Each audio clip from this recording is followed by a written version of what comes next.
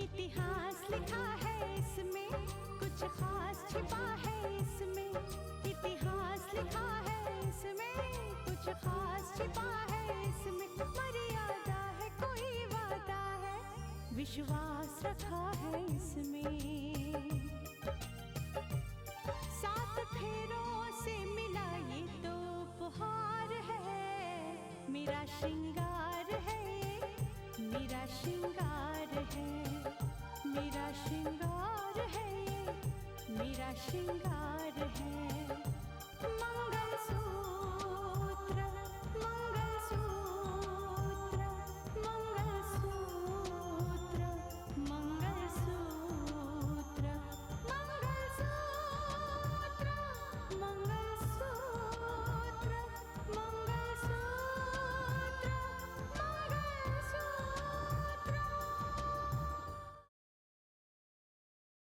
आज उसकी गोद भराई है और देखिए ना, अभी तक वो घर नहीं आई।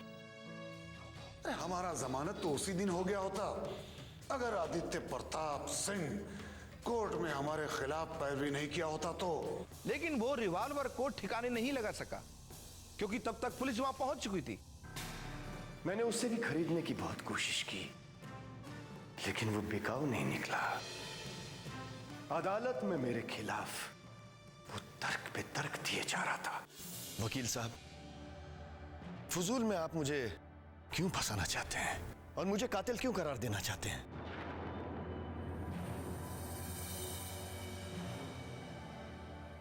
आप मेरी सुनते क्यों नहीं हैं? भाई, मैं पुलिस को बताना भूल गया कि गोली खिड़की से चली थी।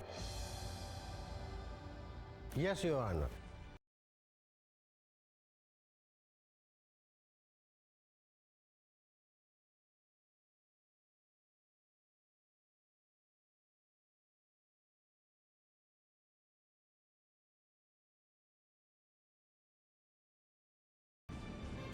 ये जानकर वो खुद भी परेशान और अचंभित थे कि उस गोडाउन का गलत नाजायज उपयोग किया जा रहा है। इसी सिलसिले में वो इंस्पेक्टर प्रभाकर सक्सेना से बातचीत कर रहे थे कि तभी अचानक खिड़की से गोली चली और वो आकर सीधे सक्सेना साहब को लग गई।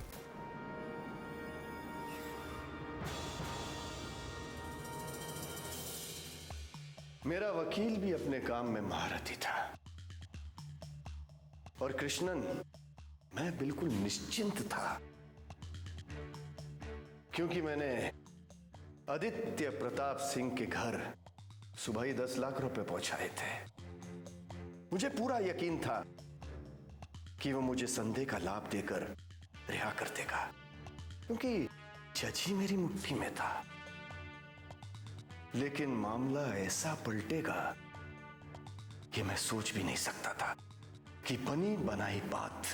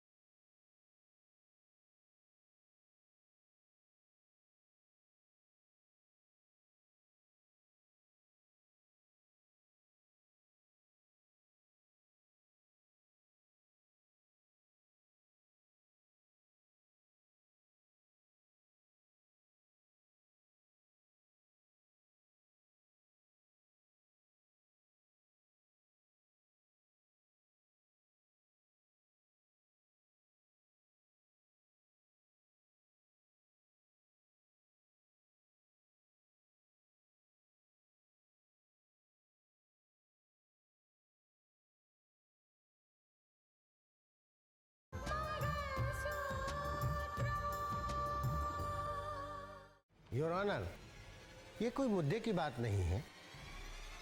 फिंगरप्रिंट लेने वालों से गलती भी हो सकती है। और फिर मेरे क्लाइंट मिस्टर बिशंबर के खिलाफ हत्या या कत्ल का कोई चश्मदीद गवाह नहीं है और ना ही कोई पुख्ता सबूत है।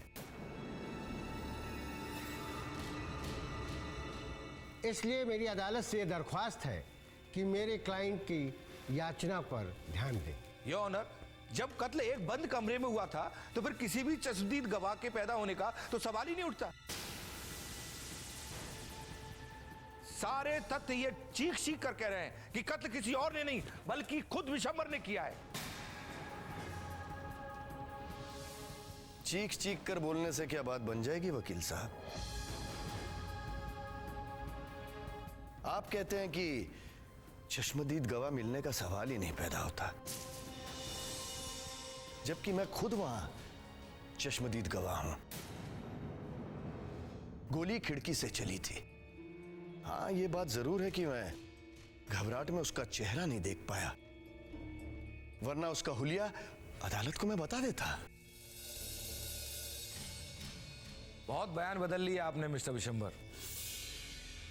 कहीं कुछ आप भूल तो नहीं रहे? अच्छी तरह से सोच लीजिए। आप मुझे क्यों फंसाने की कोशिश कर रहे हैं वकील साहब? भाई, इंसान का दिमाग है, भूल भी सकता है। अगर मैं कुछ भूल गया हूं तो आप ही बता दीजिए ना कि मैं क्या भूल रहा हूं। भूल नहीं हुई है योर ऑनर। एक झूठी कहानी का सहारा लेकर खुद को बचाने की कोशिश की जा रही है। अगर इन जैसे गुनहगार कानून की आंखों में धूल झोंकने में कामयाब हो गए तो यह कानून और इंसाफ के लिए अपमान की बात होगी। और योर ऑनर, कत्ल किसी आम आदमी का नहीं बल्कि कानून के रक्षक का हुआ है, जो अपना फर्ज और जिम्मेदारियां निभाता हुआ इनकी गोलियों का शिकार हुआ। ये आप क्या कह रहे हैं वकील साहब? योर ऑनर, अदालत सबूत और गवाहों के आधार पर अपना फैसला सुनाती है। मेरे काबिल दोस्त अपनी बातों से इसे कोई और ही रुख देना चाह रहे हैं। सच्चाई यही है योर ऑनर कि मेरे क्लाइंट बिशंबर ने यह कत्ल नहीं किया है, बल्कि गोली खिड़की से चली थी। अब यह काम तो पुलिस का है कि असली कातिल को तलाश करे और कानून के सामने पेश करे। यह झूठ है योर ऑनर, सरासर झूठ है। मैं मिस्टर बिशंबर से एक सवाल पूछना चाहता हूं। इजाजत है? इजाजत है। Thank you your honour. Mister Bishambar, खिड़की से गोली चली और आपने डर के घबराकर अंदर आके खिड़की की चिटकनी बंद कर दी। मैं ठीक कह रहा हूं? 100% सही है, यही सही है। गुंडे ने गोली चलाई और गोली चलाकर वो भाग गया और अंदर प्रभाकर गोली लगने से तड़प रहे थे। ठीक कह रहा हूं मैं? तड़प तो रहे थे वकील साहब, लेकिन मैं इतना घबरा गया, मुझे समझ में नहीं आया मैं क्या करूं। मेरा सवाल अभी शुरू नहीं हुआ मिस्टर बिशंबर। मैं आपसे यह पूछना चाहता हूं, जब गोली चलाकर गुंडा वहां से भाग गया और आपने अंदर आकर खिड़की की चिटकनी बंद कर दी, लेकिन जिस रिवॉल्वर से गोली चली वो रिवॉल्वर तुम्हारे हाथ में कहां से आया?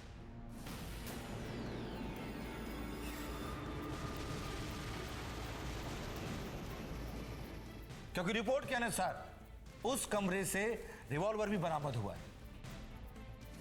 बोलिए, जवाब दीजिए।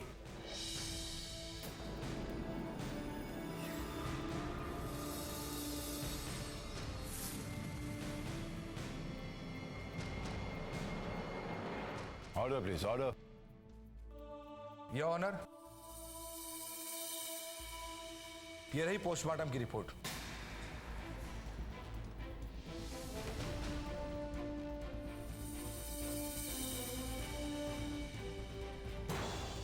इस रिपोर्ट में साफ साफ लिखा है कि गोली किसी खिड़की से नहीं बल्कि 1 फीट की दूर ही चलाई गई थी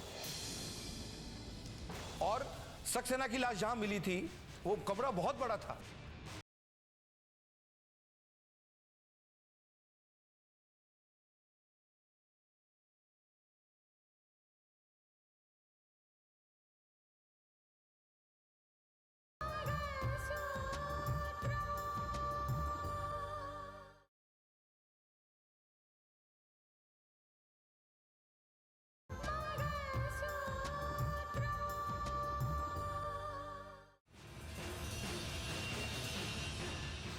दरअसल एक साजिश के तहत प्रभाकर सक्सेना को सबसे पहले वहां बुलाया गया और फिर उसका कत्ल कर दिया गया। तो ये तो अच्छा हुआ कि उन्होंने वहां पहुंचने से पहले पुलिस को इत्तला कर दी थी और पुलिस ऐन वक्त पर वहां पहुंच गई और विशंबर को अरेस्ट कर लिया गया। वरना प्रभाकर सक्सेना की कत्ल की बात सिर्फ एक गुमशुदा बनकर रह जाती और कभी भी अदालत के सामने नहीं आ पाती। मैं अदालत से दरख्वास्त करना चाहूंगा कि ऐसे खतरनाक अपराधी को कड़ी से कड़ी सजा दी जाए। मैं बेगुनाह हूं तो बेगुनाह हूं। मुझे रिहाई मिलेगी।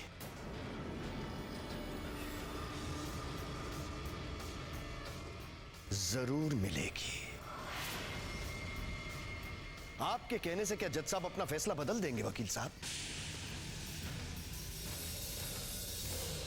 सरकारी वकील की तर्क सुनकर मैं परेशान तो हो गया था अंदर ही अंदर, लेकिन हिम्मत इस बात की थी कृष्णन कि जज मेरी मुट्ठी में है। लेकिन उसके बाद जो हुआ, उसने मेरे सारे केस पर पानी फेर दिया। जिस ब्रीफ केस में मैंने 10 लाख रुपए डालकर आदित्य प्रताप के घर पहुंचाया था, वही ब्रीफ केस लेकर एक सरकारी अफसर अदालत में दाखिल हुआ।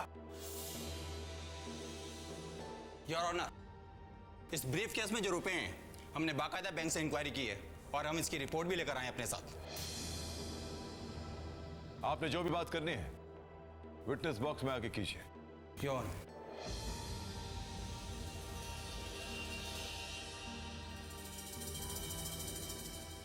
इस केस की एक और अहम सच्चाई है जो मैं आप सभी के सामने लाना चाहता हूं।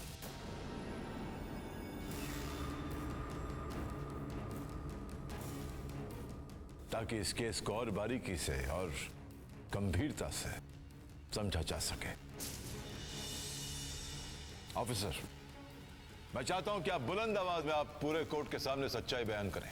योर ऑनर, मैं एंटी करप्शन ब्यूरो से हूं और इस बैग में 10 लाख रुपए हैं।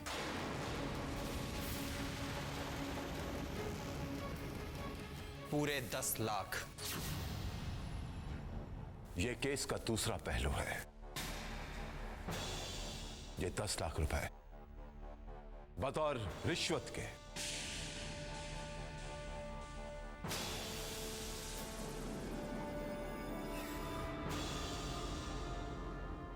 फैसला बदलने के लिए मुझे मेरे घर पर पहुंचाए गए थे।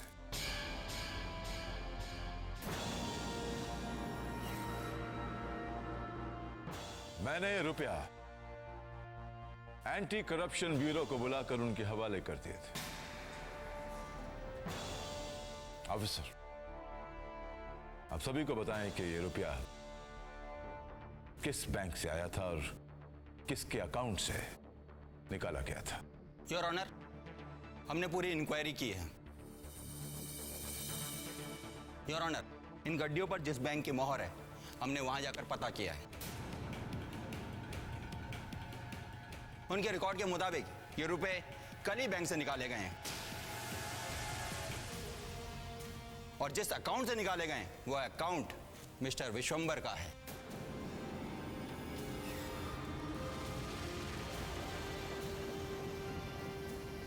इससे यह जाहिर होता है कि विश्वंबर जी ने ही कल पैसे निकाले और आपके घर तक पहुंचाए ताकि आप इन्हें रिहाई दे दें।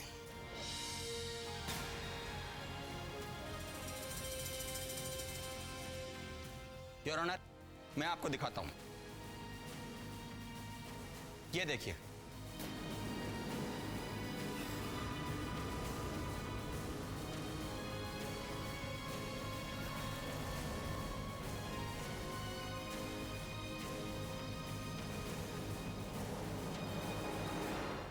Order please.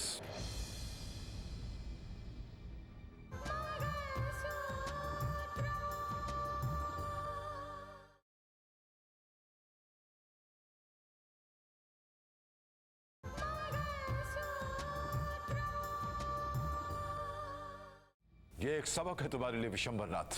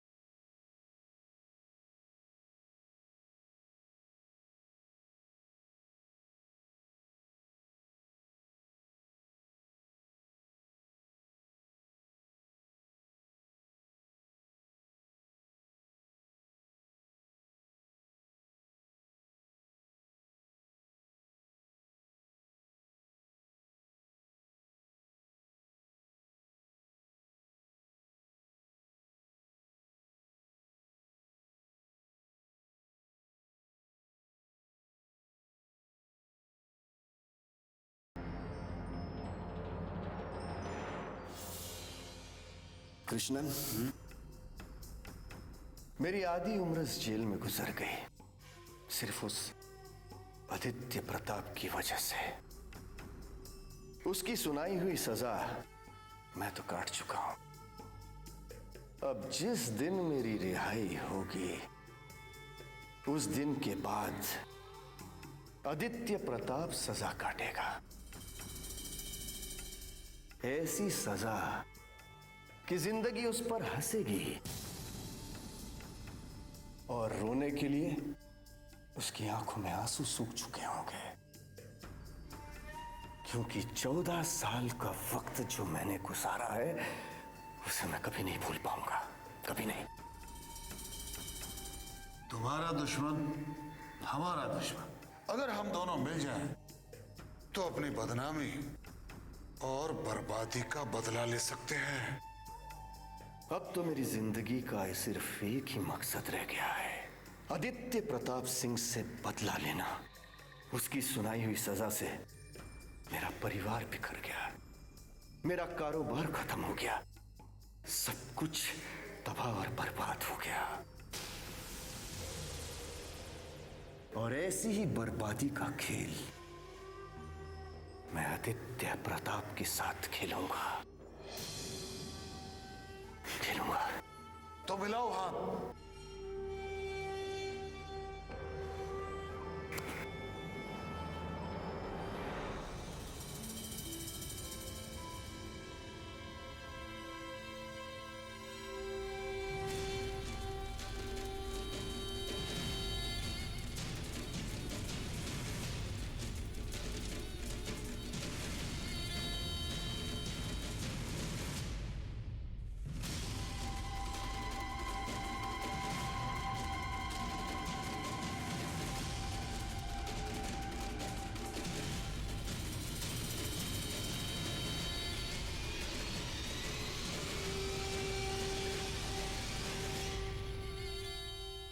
रितिका, तुम्हारा उपवास है ना आज? हाँ चाचा जी। मैंने गांव से ताज़े दही का इंतजाम किया तुम्हारे लिए, थोड़ा खा लो। चाचा जी अभी मुझे बिल्कुल भूख नहीं है और मेरी मीटिंग में बहुत सारा काम पड़ा हुआ है, आप खा लीजिए। काम चलता रहेगा, पहले खा लो। अरे चाचा जी अपने अरे ओहो। हाँ पापा।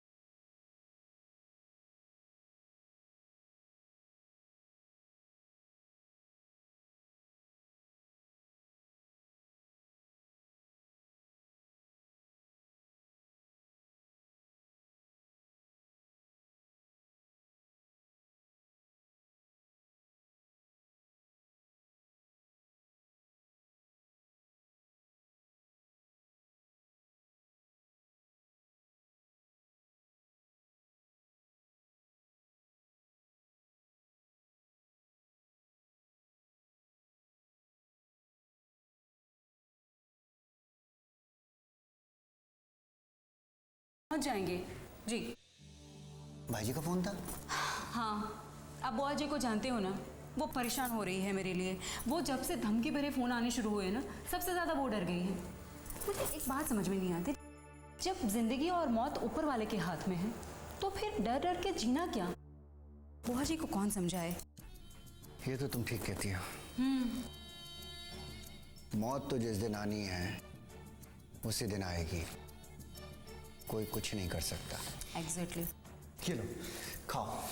चाचा जी पे बिल्कुल वक्त नहीं है, वो ग्राम प्रधान है ना, उनसे मीटिंग करनी है मेरी, बहुत सारा काम पड़ा हुआ है बाकी पेंडिंग में। मैंने देखा है कि तुम अपनी सेहत के बारे में बहुत लापरवाह हो। ये ताज़ा दही है, खा लो, थोड़ी सी ताकत आएगी। चाचा जी बहुत काम पड़ा हुआ है, आप खा लीजिए। अरे भाई तुमने अभी अभी भाई जी को कहा ना कि तुमको 4 बजे पहुंचना है। लो लो पकड़ो। अच्छा ठीक है, ठीक है। और बस 4 बजने में ज्यादा समय नहीं है अभी।